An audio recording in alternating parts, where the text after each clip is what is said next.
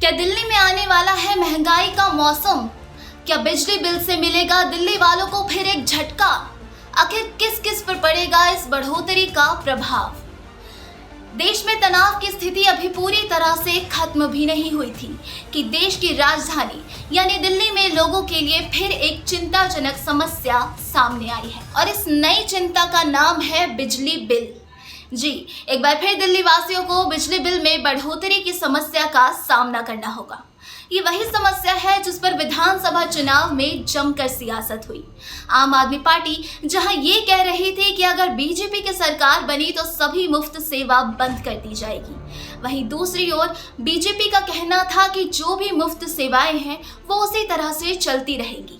अब बीजेपी की सरकार बनने के बाद मुफ्त बिजली की सेवा तो बंद नहीं हुई, मगर अब से उसके दाम में बढ़ोतरी जरूर की जाएगी। आसान शब्दों में कहें तो दिल्ली वासियों के लिए बिजली बिल की कीमत अब बढ़ने वाली है। हालांकि बिजली की कीमतों में देखा जाए तो सीधे तो बदलाव नहीं हुआ है, लेकिन पावर परचेजिंग एडजस्टमेंट कॉस्ट यानी पीपीएसी बढ़ने के कारण उपभोक्ताओं को अब पहले से ज्यादा बिजली बिल चुकाना होगा। तो आइए जानते हैं कि ये बदलाव आपके लिए कितना असर डालने वाला है। दिल्ली में बिजली की दरें फिलहाल तो नहीं बढ़ी है, लेकिन पावर परचेजिंग एडजस्टमेंट कॉस्ट यानी पीपीएसी में हुई वृद्धि ने उपभोक्ताओं को कहीं ना कहीं झटका दे दिया है।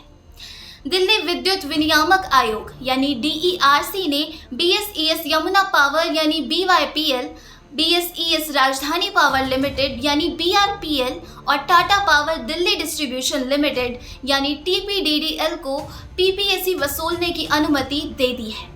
इसके चलते मई जून की अवधि में बिजली बिल 7 से 10% तक बढ़ जाएंगे। चलिए अब जानते हैं कि ये बढ़ोतरी कितने प्रतिशत के हिसाब से होगी। बीवाईपीएल के लिए पीपीएसी में 13.23% का इजाफा होगा। बीआरपीएल में ये बढ़कर 13.54% हो जाएगा और टीपीडीडीएल के लिए ये बढ़कर 19.22% हो जाएगा।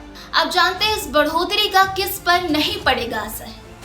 देखिए, अगर आप महीने में 200 यूनिट से कम बिजली का उपयोग करते हैं तो आपको इस वृद्धि का कोई असर नहीं पड़ेगा, क्योंकि 200 यूनिट तक बिजली उपयोग करने वालों के लिए शून्य बिजली बिल भेजा जाता है।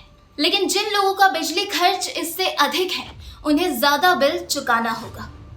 इस बारे में बिजली अधिकारियों का कहना है कि केंद्र सरकार के नियमों के तहत डीईआरसी को यह बढ़ोतरी करने का अधिकार है।